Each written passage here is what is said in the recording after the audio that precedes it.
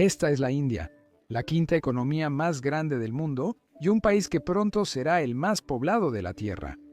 La abundante mano de obra en India ha sido clave para que sea una fuerza económica tan importante a nivel global.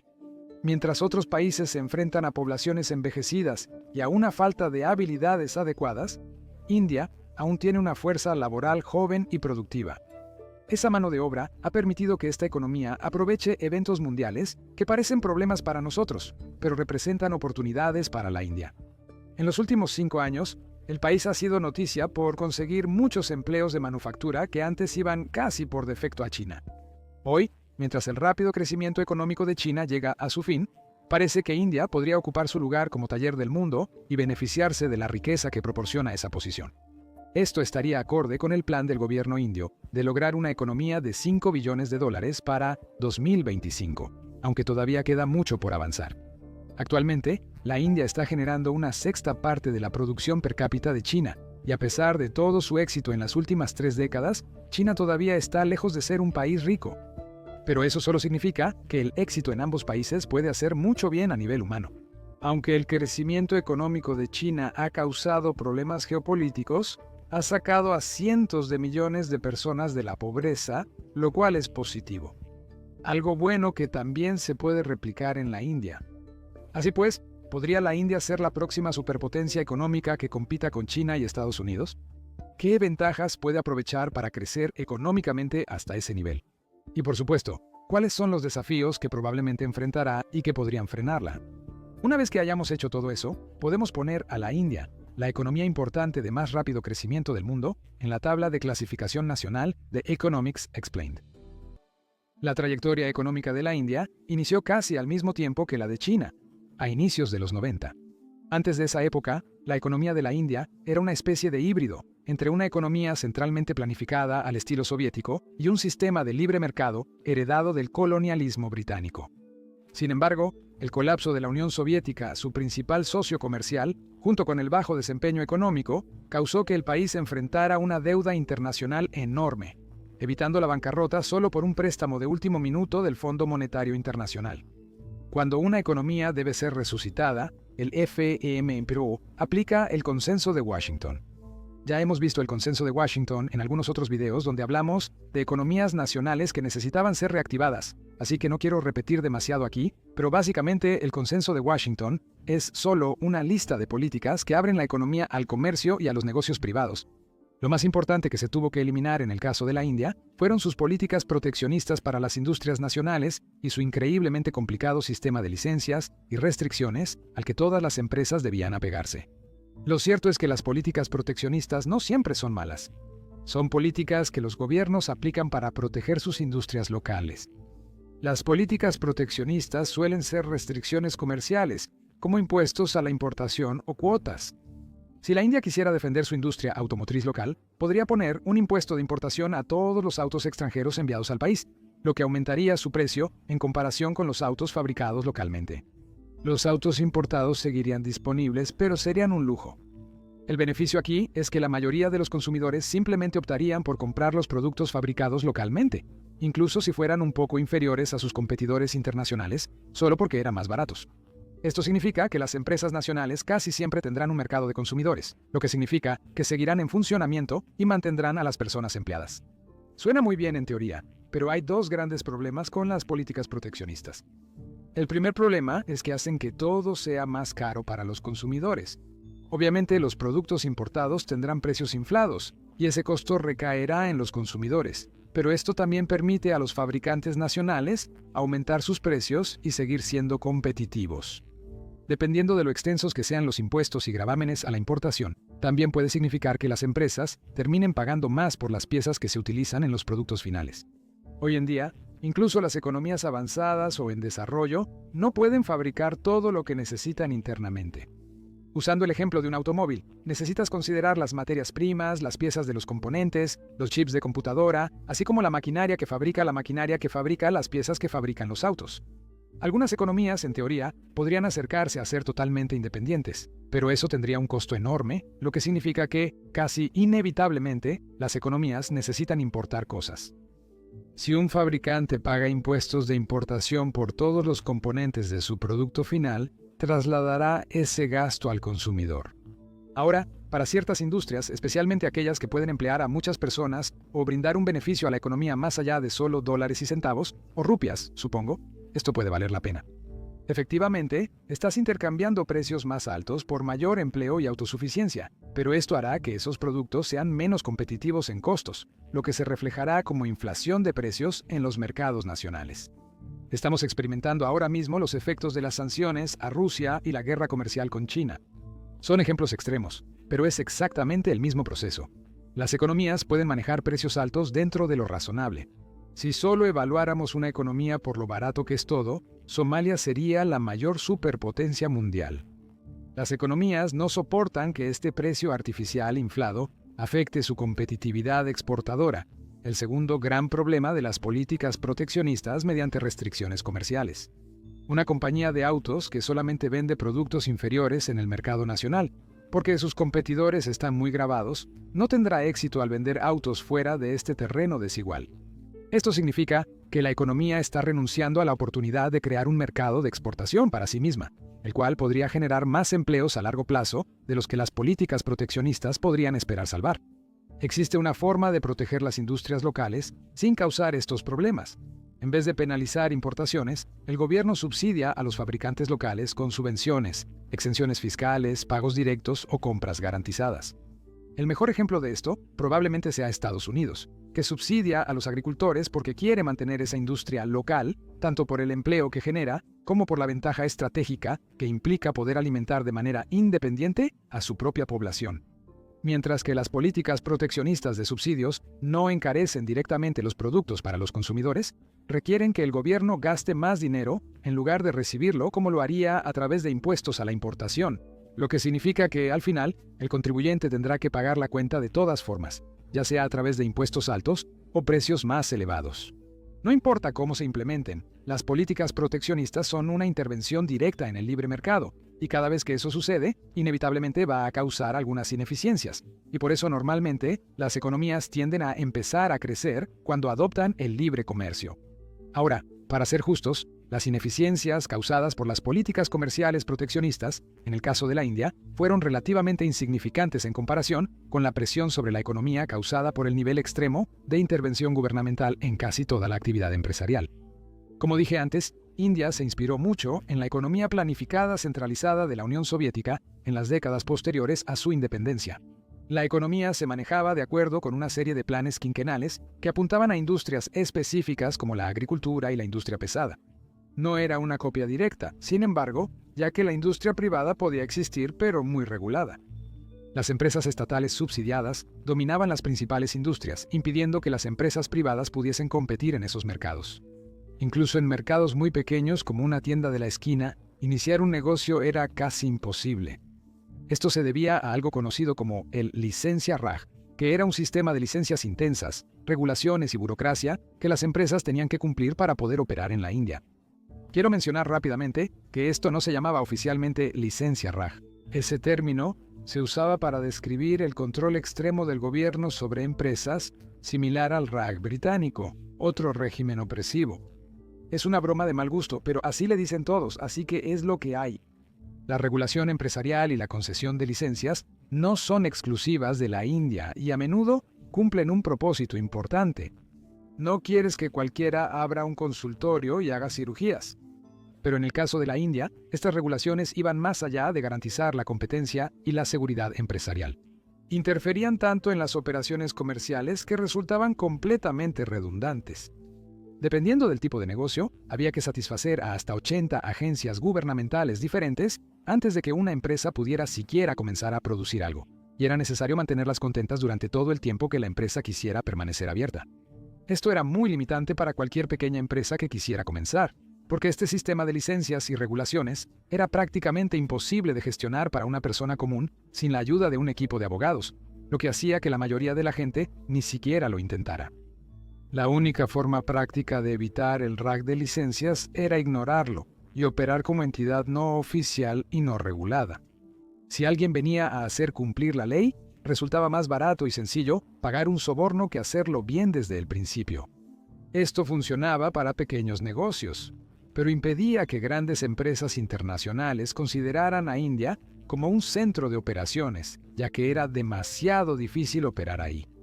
Bien, he hablado mucho sobre sistemas abolidos hace más de 3 décadas, porque demostraron el potencial de la India. Quitar las restricciones económicas no basta para que una economía funcione por sí sola. Podemos ver cómo países como Rusia sufrieron una fuerte caída del PIB tras el colapso de la Unión Soviética, incluso adoptando el libre mercado.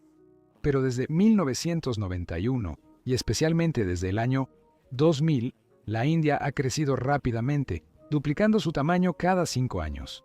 Esto se debe a que, sin restricciones gubernamentales, la India ha sido un excelente lugar para hacer negocios por varias razones importantes. Es la segunda nación de habla inglesa más grande del mundo, con 125 millones de hablantes. Esto es crucial para muchas empresas, ya que la mayoría de los acuerdos comerciales internacionales se realizan en inglés como idioma neutral. En los 92.000, esto se usaba para crear centros de llamadas y ahorrar costos. Estoy seguro de que todos ustedes han llamado a una empresa antes, solo para ser conectados con alguien en la India. Puede que no suene como un trabajo particularmente glamuroso, pero creó mucho valor en el país. La economía, en esencia, es el estudio de cómo interactúan las personas con cosas de valor. A gran escala, esto plantea preguntas sobre cómo los sistemas afectan el valor de la economía nacional o global. Un país agrega valor al recolectar materias primas, como hacen los países ricos en recursos al extraer de la tierra. Esto genera riqueza, pero es insostenible porque esos recursos eventualmente se agotarán. La extracción de recursos requiere poca mano de obra, lo que genera altos márgenes y gran potencial para esos recursos. De ser explotados por una clase dominante y algunas compañías de combustibles fósiles es alto. Mira la lista de los países más ricos en petróleo del mundo y te darás cuenta rápidamente de que la riqueza en recursos naturales no garantiza la prosperidad económica. Los países pueden importar materias primas y transformarlas en componentes o productos finales, es decir, manufactura. La manufactura es excelente para el bienestar económico porque también requiere más mano de obra por unidad de valor producido en comparación con la mayoría de las extracciones de recursos naturales. Esto genera más empleos repartidos entre más personas, crea clase media y dificulta la explotación directa. La manufactura también es mucho más sostenible que la extracción de recursos porque no depende de vender una cantidad finita de recursos. Si un país mantiene importaciones constantes de materiales y una demanda internacional estable de sus productos, puede generar ingresos casi indefinidamente de este sector. Desafortunadamente, por supuesto, el mundo real no siempre funciona así, y las economías basadas en la manufactura están expuestas a las condiciones económicas internacionales, tanto en lo que respecta a la importación de materiales como a la exportación de productos. La manufactura sin servicios avanzados como investigación, diseño o mercadotecnia es también una carrera hacia el fondo. Empresas de productos como Apple o Samsung pueden subcontratar su manufactura prácticamente en cualquier lugar, y la mayoría de las veces simplemente irán al país con los costos laborales más bajos y las leyes de manufactura menos restrictivas.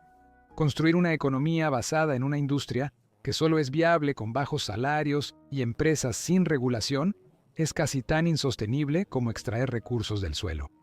Por supuesto, la manufactura subcontratada puede ser una industria viable como un tipo de trampolín hacia una economía que funcione principalmente con servicios. Las economías avanzadas generan la mayor parte de su producción en servicios como escuelas y bancos. Si algo en la economía está agregando valor sin extraerlo de la tierra o fabricarlo en una fábrica, lo más probable es que se categorice ampliamente como parte del sector de servicios. El sector de servicios es clave para las economías avanzadas porque es sostenible y puede volver más rentables a otros sectores. Imagina 2 países que tienen una fábrica cada uno. Un país se enfoca exclusivamente en la manufactura. Invierten mucho en infraestructura para que sea lo más fácil posible traer materiales y enviar productos. También cuentan con una fuerza laboral que exige salarios muy bajos, por lo que se convierten en la opción lógica para las empresas internacionales que buscan subcontratar la manufactura. Van a recibir muchos negocios, pero serán víctimas de su propio éxito si este proceso empieza a hacer que su fuerza laboral se vuelva lo suficientemente rica como para empezar a exigir salarios más altos. Compáralo con el país que aún tiene fábricas y un sector de servicios sólido, con empresas que poseen departamentos de investigación, desarrollo, diseño y mercadotecnia. Estas empresas podrán fabricar sus productos y cobrar un precio premium porque han sido mejor investigados, diseñados y comercializados. Aunque el valor principal en este ejemplo proviene del sector servicios, los ingresos económicos crecerán, permitiendo que los empleados manufactureros reciban mejores salarios por fabricar productos más complejos y valiosos. Abordamos esta teoría en nuestro video sobre cómo las economías pueden crecer indefinidamente si se gestionan bien. Si una economía usa manufactura básica para hacer cuchillos y tenedores de acero, podrá venderlos con poco margen sobre el costo del acero en bruto. Es un proceso sencillo y tiene valor. A fin de cuentas, el mundo necesita cuchillos y tenedores. Estos productos no son especiales y una empresa solo puede venderlos hasta que otra en otro país, con menores salarios, los ofrezca más baratos.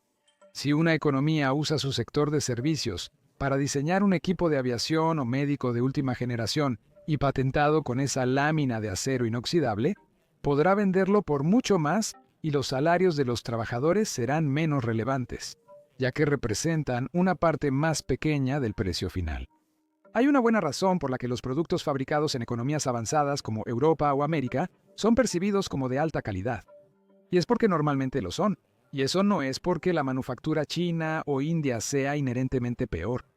Es simplemente porque solo tiene sentido fabricar artículos de alta calidad en estas economías, ya que los productos que solo se venden por ser baratos no serían tan baratos como los de estos otros países.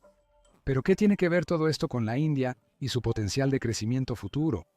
Bueno, debido a su demografía única, la India tiene el potencial de saltarse la típica progresión económica lenta que atraviesa una economía al pasar de ser una economía no desarrollada a una en desarrollo y finalmente, con suerte, convertirse en una economía avanzada. Por supuesto, aquí es donde digo la frase de que nadie puede predecir el futuro, y menos los economistas, pero aún así vale la pena explorarlo en el caso de la India, porque aunque este escenario no se haga realidad, sigue siendo un caso de estudio muy interesante sobre la ventaja comparativa de las economías. Mucha gente cree que el principal rival global de la India es China, pero eso no es necesariamente cierto.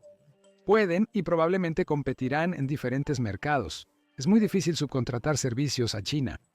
Ignorando por un momento todos los riesgos soberanos que vienen con China, especialmente en los últimos meses, la mayoría de la población no habla inglés y además su cultura empresarial es muy diferente a la de Occidente. Pero desde que se eliminaron las restricciones comerciales y licencias en los años 90, India es un lugar excelente para subcontratar servicios. Aquí es donde volvemos a nuestros call centers. Comparando los call centers en India con las fábricas en China, ambas industrias parecen muy similares. Ambos pagan bajos salarios y existen sobre todo para beneficiar a empresas extranjeras. Estas industrias son el equivalente global de empleos de nivel inicial. La línea de producción es como un empleo inicial en un restaurante de comida rápida, mientras que los call centers son el equivalente en la sede de una empresa Fortune 500. Los trabajos en la línea de producción son difíciles de transformar en otros, mientras que los empleos básicos en servicios pueden convertirse fácilmente en puestos de mayor valor con capacitación y experiencia. Actualmente, las empresas indias brindan servicios más complejos que simples call centers. India es un destino preferido para servicios de contabilidad, ingeniería, diseño y legales. Son industrias con las que ningún otro país puede competir en mano de obra y eficiencia de costos. Para ser claro, India aún cuenta con mano de obra barata que le permite quitar manufactura a China y se beneficiará mucho antes de que otro país la supere en costos. Pero es la capacidad única de la India para convertirse en un centro del sector de servicios, lo que podría hacerla una de las principales superpotencias económicas del mundo en las próximas décadas. Pero con ese optimismo, probablemente también valga la pena explorar qué podría salir mal. La economía de la India hizo algo que no había hecho en mucho tiempo en 2020. Se contrajo. Obviamente, las condiciones económicas globales tras la pandemia de coronavirus fueron la principal causa e India fue muy afectada por los brotes. Incluso antes, el crecimiento del país ya mostraba desaceleración. Muchos economistas explican que la economía de la India está simultáneamente sobreregulada y subregulada. Aunque hubo cambios en los 90, parte de la burocracia gubernamental sigue, sobre todo en el sector financiero, donde los bancos más grandes aún son estatales. Estos bancos han sido lentos para ofrecer crédito a empresas y consumidores, lo que significa que las buenas ideas son difíciles de poner en marcha, y el gasto del consumidor se ve limitado porque es difícil obtener un préstamo para algo como un auto, una casa o la educación. En algunos casos, la regulación gubernamental se ha aplicado de forma desordenada. En 2020, el gobierno tuvo que revertir una decisión importante de desregular la industria agrícola debido a la intensa reacción de los agricultores, quienes temían que no seguirían siendo rentables sin los precios garantizados por el gobierno. Recuerda, esto es efectivamente una forma de intervención comercial proteccionista, que eran las mismas políticas que sofocaron el crecimiento económico antes de los años 90. Otro ejemplo de exceso grave fue que el gobierno decidió que ciertas denominaciones de su moneda dejaran de usarse tras una fecha concreta, apenas 2 meses después. La gente debía depositar rápidamente estos billetes en los bancos antes de que perdieran valor, causando largas filas que duraron horas. Esto no solo causó horas de trabajo perdidas, también generó dudas sobre la moneda del país. La moneda fiduciaria sin respaldo solo funciona si la gente cree que tiene valor. Al mostrar que el gobierno podía eliminar denominaciones de su moneda por capricho, surgieron dudas sobre la seguridad de hacer negocios en rupias indias. Por extraño que parezca esta desmonetización, el gobierno pensó que era necesaria debido a otra secuela de la era del Raj de licencias, que son todos esos negocios que decidieron que era más fácil operar fuera del control oficial del gobierno. En 2018, la mayoría estimaba que los negocios informales representaban más de la mitad de la producción total en India.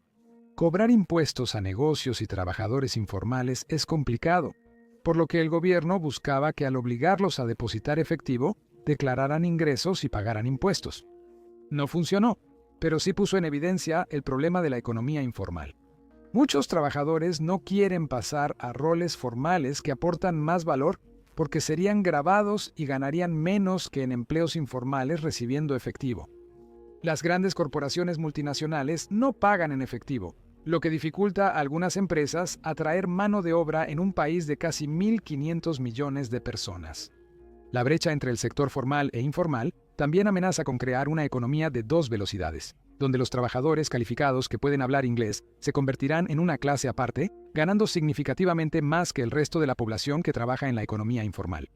Aunque esto no necesariamente afectaría las cifras principales del Producto Interno Bruto, la razón por la que queremos crecimiento económico, en primer lugar, es para mejorar las condiciones de vida de los participantes en esa economía. Sin embargo, aquí hay buenas noticias.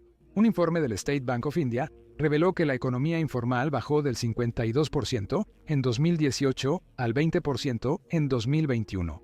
Esta reducción se debió a los esfuerzos del gobierno para facilitar el empleo y la operación legítima de negocios.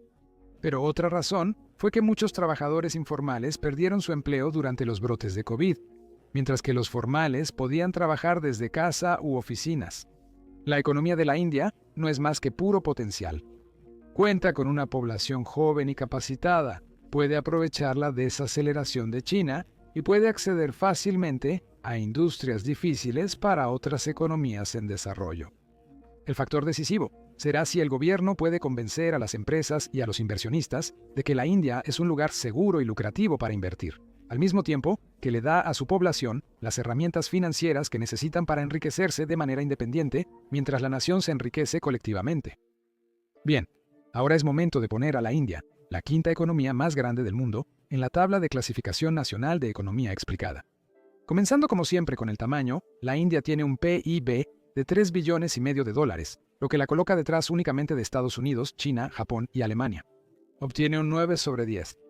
Esa cifra impresionante se reparte entre una población muy grande, lo que significa que solo tiene un PIB per cápita de 2.515 dólares, lo que la coloca en el último cuarto puesto de las economías mundiales y le da un 3 sobre 10.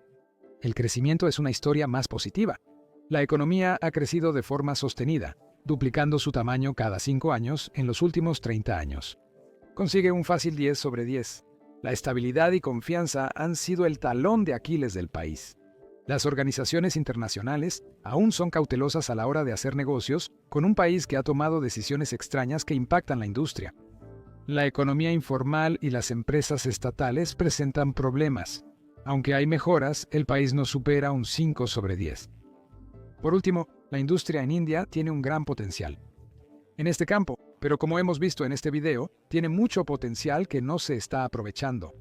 Puede ser la economía más grande del mundo, pero actualmente su ciudadano promedio es muy pobre según estándares globales, ya que no produce tanto valor como podría.